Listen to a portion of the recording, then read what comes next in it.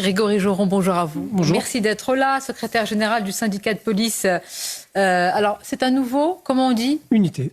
Tout simplement, avec un logo. On est allé à l'essentiel. Oui. Exactement, un changement pour la continuité.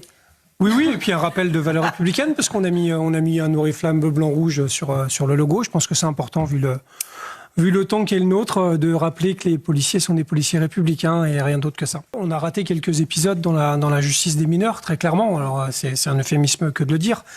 On a eu une réforme très récente, justement, qui est venue modifier ce code de justice pour mineurs.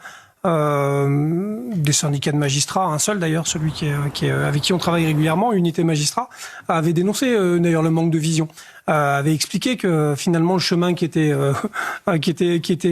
continué, enfin qui continuait à être le même, n'était pas le bon. Et on est aujourd'hui, je crois, malheureusement. Alors il n'y a pas que la justice. La justice, c'est le bout de chaîne.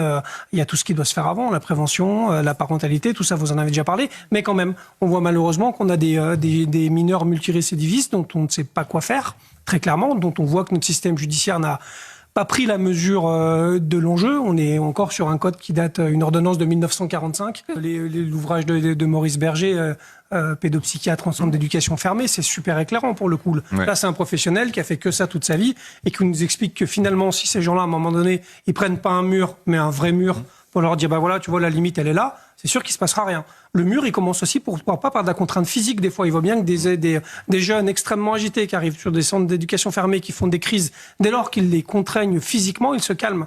Donc ça veut bien dire qu'en fait, la limite, c'est important dans une éducation. Comme tout le monde, Madame la maire est présumée innocente, vous l'avez dit, je crois, tout à l'heure, c'est hyper important parce que des fois, vous savez, entre le complot et la connerie, vous voyez ce que je veux dire. Oui, tout à fait. Voilà. Donc je me méfie toujours un peu des choses, et ça sera justement tout l'intérêt et des gardes à vue et des investigations qui vont être menées pour savoir des responsabilités, si en effet elle était au courant ou pas de ça, et ça va être le vrai enjeu, clairement. Donc une telle saisie, mis à part, mettons de côté, ça va être compliqué, mais le statut de cet élu, une telle saisie dans une telle commune, c'est quand même, c'est pas anodin.